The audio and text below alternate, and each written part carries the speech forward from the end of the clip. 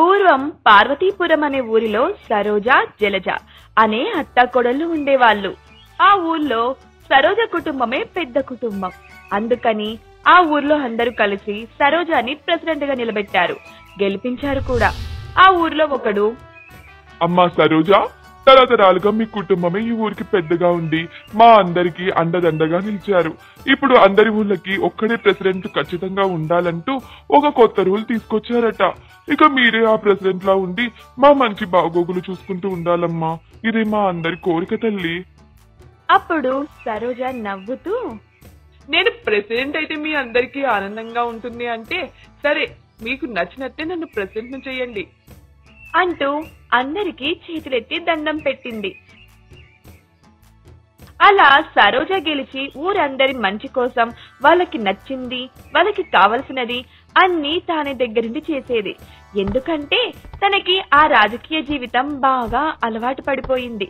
దానితో పాటు తనకి ఆ పదవి మీద అత్యాశ కూడా పెరిగిపోయింది.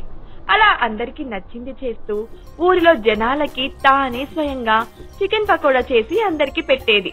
అందరికీ ఆ టేస్ట్ నచ్చడంతో అందరూ వేరే ఊరికి పోలేక సరోజ దగ్గరే చికెన్ పకోడా కొనుక్కొని తినేవాళ్ళు. ఈ చికెన్ పకోడా వ్యాపారంలో వచ్చిన లాభాలను చూసి సరోజకి ఇంకా అత్యాశ పెరిగిపోయింది. ఇంకా చేతి నిండా డబ్బులు రావడంతో సరోజకి రోజు రోజుకి అత్యాశ పెరుగుతూనే వచ్చింది.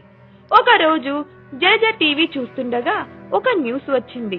అందులో టీవీ న్యూస్ రిపోర్టర్, ప్రపంచాన్ని వణికిస్తున్న కొత్త వైరస్ బర్డ్ ఫ్లూ చికెన్ కోళ్ల ద్వారా అందరికీ సోకుతోంది అని సైంటిస్టులు కనుగొన్నారు.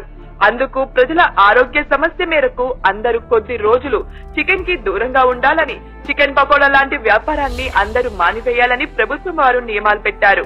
ఎవరైనా దీన్ని ఉల్లంఘిస్తే వారిపై కఠిన చర్యలు తీసుకుంటామని ప్రభుత్వం వారు చెప్పడం జరిగింది. అని చూసిన జలజ కంగారుగా అత్తని పిలుస్తూ ఇలా అన్నది, అత్తమ్మా ఒకసారి ఇలా రండి అని గట్టిగా అరిచింది. ఏంటే అంత గట్టిగా అరిచావు? ఇప్పుడేం కొంపలు మునిగిపోయాయని? ఇప్పుడు మీరు చేస్తుంది ఆపకపోతే ఎవరి కొంపో కాదు, మన కొంపే మునిగిపోతుంది అత్తమ్మా. ఏంటే ఏం మాట్లాడుతున్నావు? నేనేం చేశాను? కోళ్ల వల్ల బర్డ్ ఫ్లూ అనే వైరస్ మనకందరికి సోకుతుందంట అత్తమ్మా. ఇంకా ఎవరైనా చికెన్ తిన్నారంటే అంతే సంగతి. కాదని బయట చికెన్ పకోడా అలాంటివి అమ్మితే అలా చేసిన వాళ్ళని జైల్లో పెడతారని ఇప్పుడే టీవీలో చెప్తున్నారత్తమ్మా.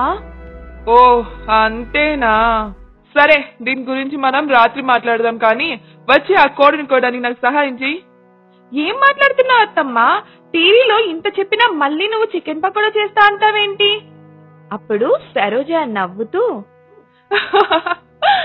కోడలా, మన ఊర్లో మన ఇంట్లో తప్ప ఇంకెవ్వరికి ఇంట్లో టీవీ లేదు.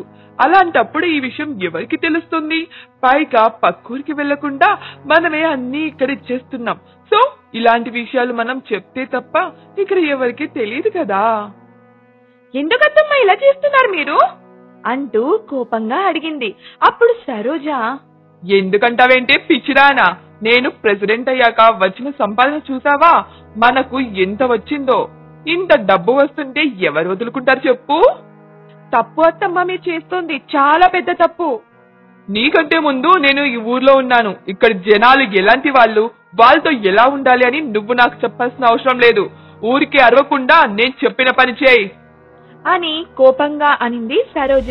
అప్పుడు జలజ అత్తతో ఏమీ మాట్లాడలేక అక్కడి నుంచి వెళ్లిపోయింది. అలా రోజు ఊరిలో ఉన్న ప్రజలకి చికెన్ పకోడా పెడుతూనే ఉంది.